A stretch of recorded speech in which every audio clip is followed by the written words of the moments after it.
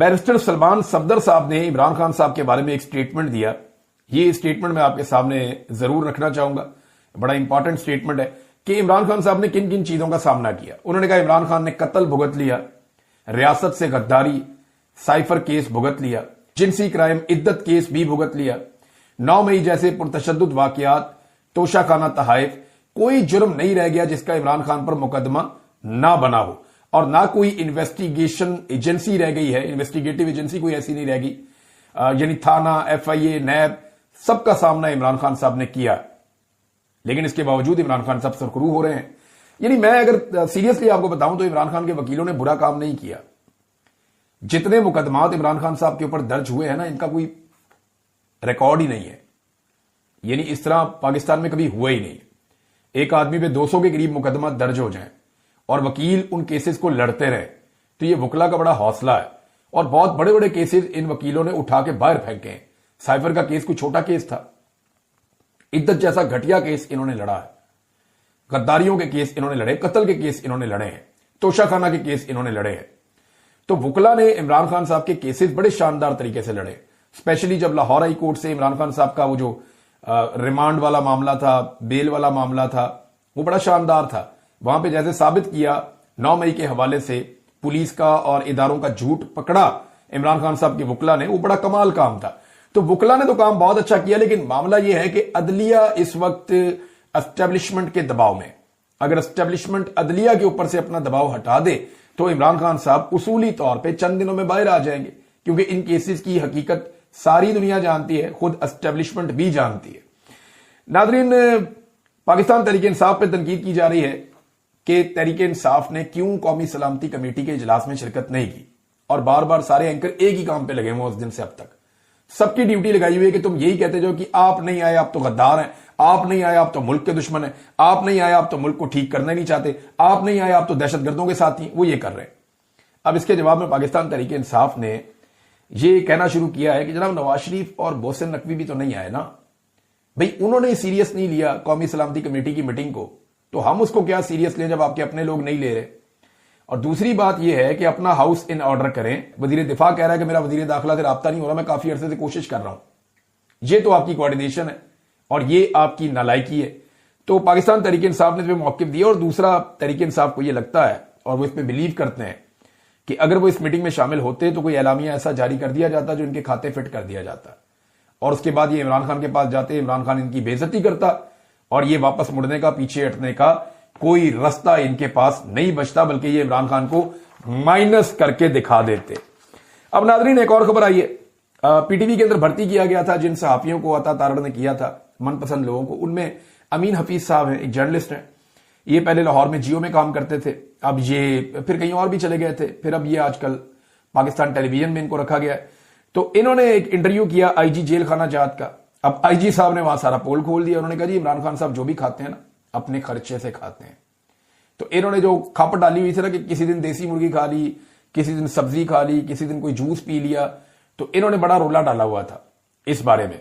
तो इमरान खान साहब के बारे में IG जेल खाना जात ने खुद स्टेटमेंट दे के क्लैरिटी के साथ बता दिया कि इमरान खान साहब जो भी खाते हैं अपने खर्चे में खाते हैं, और B क्लास में अपनी मर्जी के मेन्यू मुंतखब करने का हक हासिल होता है। इमरान खान अपने खाने का खर्चा खुद उठाते हैं, IG जेल खाना जात ने कह दिया। अब इनको शौक था इंटरव्यू करवाने का, इंटरव्यू हो गया। नाज़रीन, अली अमीन गंडापुर साहब का जो चेहरा है वो फिट किया गया था एक इश्तिहार के अंदर, आधे सफ़े का इश्तिहार था और अखबारात में लगवाया गया था। इसके ऊपर तनकीद की थी। सुबह मैंने अपने कल वाले वीलॉग में, शाम में आपने उसको सुना, और उसके बाद मैंने देखा कि पूरा पाकिस्तान जो है वो इसके ऊपर तनकीद कर रहा था। देखिए, ये फर्क है PMLN में और पीपल्स पार्टी में और तहरीक इंसाफ में। तहरीक इंसाफ का वर्कर जो है ना वो गलत चीज को बर्दाश्त नहीं करता। PMLN जो है वो शख्सियत परस्ती है, उनके अंदर एक खानदान की गुलामी है। तो वो जो भी खानदान करता है, सारी की सारी PMLN, उनके वर्कर्स बेचारे सारे कहते रहते हैं ठीक है जी उन्होंने कर दिया। कुछ बहुत बुरा कर देते हैं तो वो चुप कर जाते हैं, उनके पास जवाब नहीं होता, लेकिन वो कभी भी अपनी क़यादत के खिलाफ नहीं जाते। उनकी ज़हनी शऊर की वो सतह ही नहीं है, ना उनकी लीडरशिप जाती है, ना उनके लोग जाते हैं, ना कोई तनकीद करता है गलत काम के ऊपर। 60 सफ़ों का इश्तिहार छाप दिया, अवाम भूखी मर रही है। لیکن کسی نے کوئی تنقید نہیں کی. باہر سے تنقید ہو رہی تھی, پی ایم ایل این کے اندر سے جسٹیفیکیشنز دی گئی اس کی.